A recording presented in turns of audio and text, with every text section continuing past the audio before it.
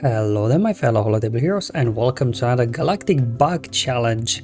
Because the momentum bug, as you probably know from last Friday, it's still there. However, with more testing, better understanding, I think we worked out what's happening. At least I will make some assumptions here what's happening with the bug, because we still yet to hear anything official, I think, from CG about is this working as intended. If it is, they might need to update the description of the feat or fix the mechanics of the counter of the feat tracker that matches the description, because at the moment they don't really match, because it says you have to gain momentum 150 times. As you probably know from last week and this week, that's not the case really.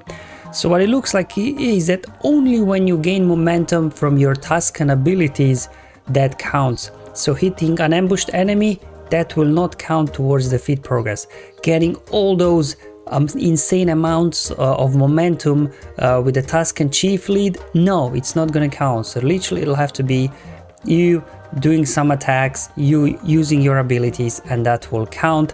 Because I guess the way they coded it is when the modifier there from ambushed is applying momentum to you, they don't count it as you gaining it because you are giving to it. The same thing with the chieftain lead as well. Seems like when you're gaining momentum, when they are hitting and stuff, because they are triggering that momentum effect, it doesn't count.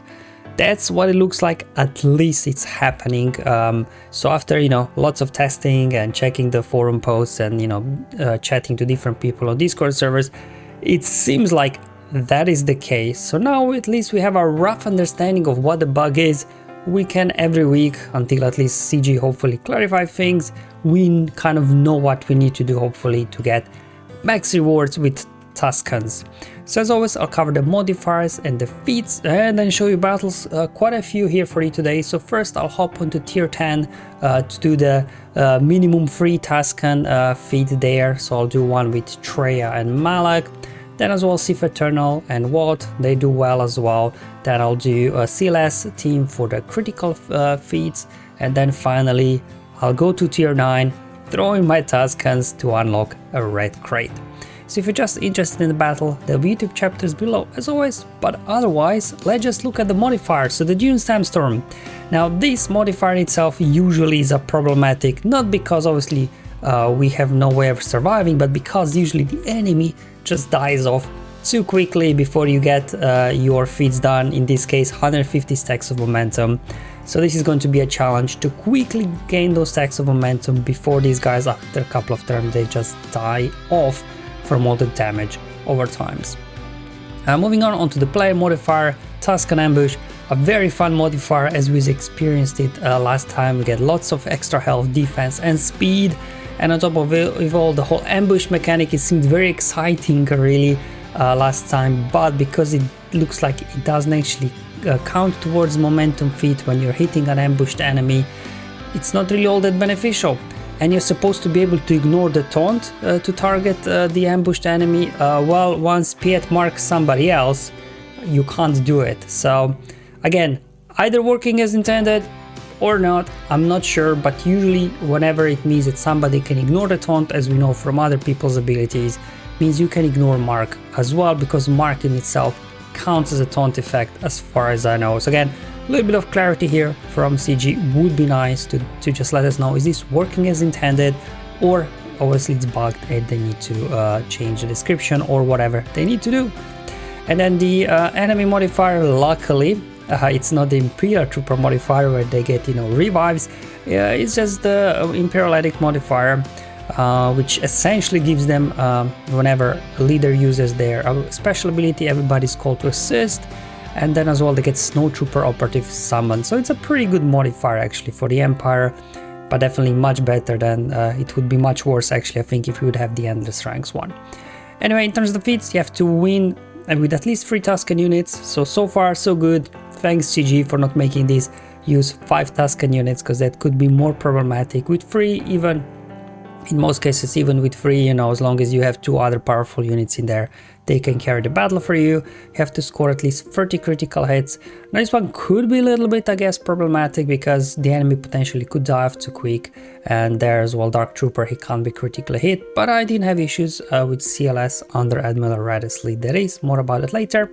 And finally, the controversial complete the battle after gaining momentum 150 times. And as you probably know, as I explained it earlier, either working as intended and the script needs to be updated, or it's bugged and they need to obviously fix that it counts correctly. Either way, some official communication from CG would be nice to just clarify what's happening here with these brand new Tusken challenges. Alright, let's first hop over to tier 10 and get knocked out those Tusken feats first. And then we'll continue with the rest. So this is a team I'll be going in with Darth, Traya, Malak. Traya lead is great, obviously. We get some extra durability for Malak, and whenever they gain buffs, we reduce their offense. They're gonna get a jump start on us.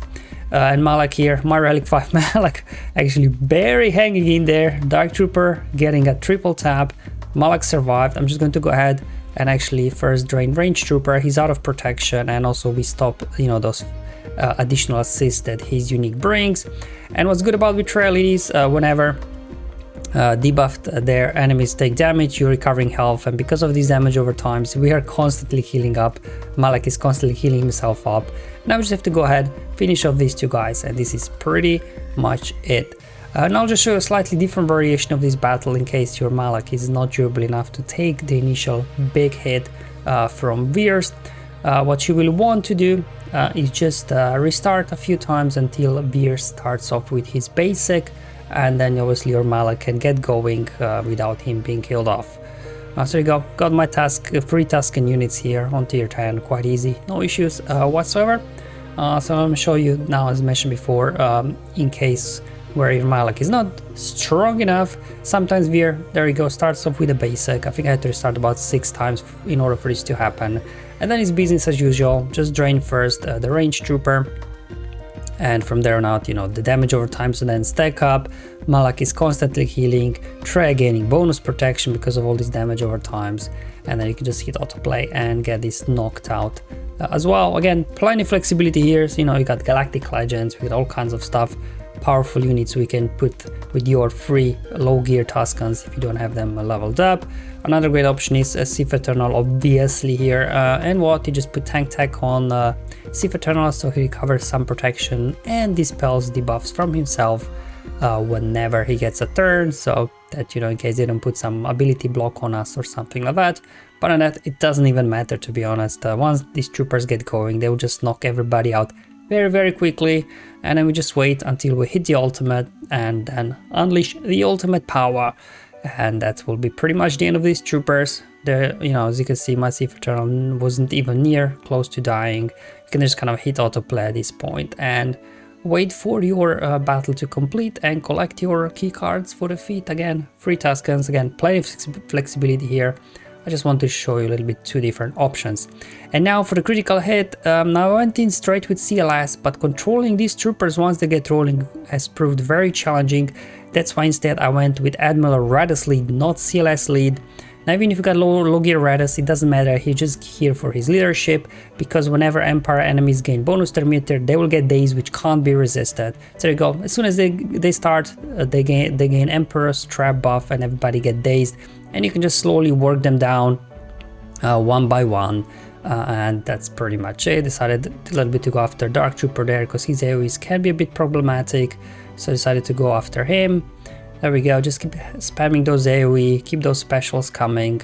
There we go, got him stunned. Let's do an AoE. Perfect.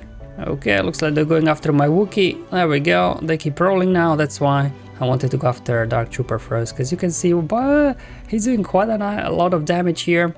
Definitely want to take out the Piet first just to stop Emperor's trap, and from here on out, again, just there we go, one at a time. They're going down, as you can see, we're getting lots of critical hits here, no issues whatsoever. Should have probably self-glassed there with CLS, he died there unfortunately. I didn't realize he had so many damage over times, but with Raddus read, pretty straightforward to get his critical hits done. without any issues whatsoever. And just these two battles, so the Tuskens and as well critical hits here on tier 10 will grant you the silver crate, which does have your 2 Omicrons in there. So if you want to save your sanity a little bit and not bother with this whole momentum feeds, you know, don't stress out. You got your 2 Omicrons and you can enjoy the rest of your day.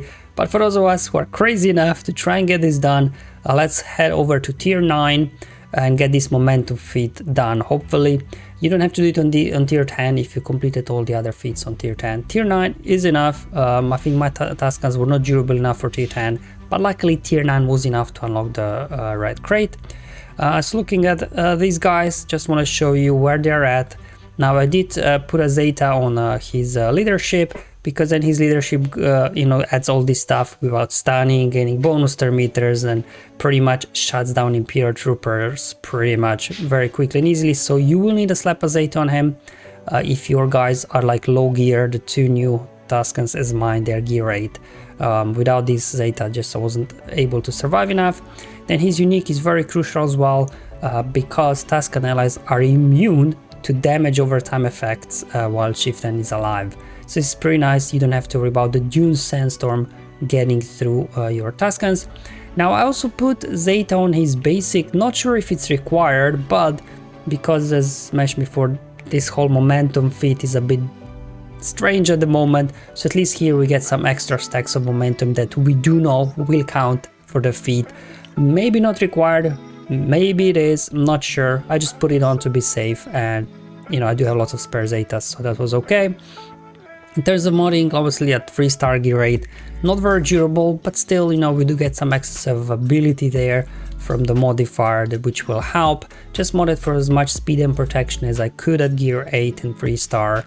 For the rest of the guys, I've just modded them for speed and protection. Remember, we do get some extra speed from the Tusken modifier, so hopefully we can get a jump start on these guys. Especially making Urur very fast was important, because he can use his special ability and grant 100% meter to all of his Tusken allies, and then you can get your things rolling. I actually threw some potency on him because his basic can actually land a stun, so that might come in handy.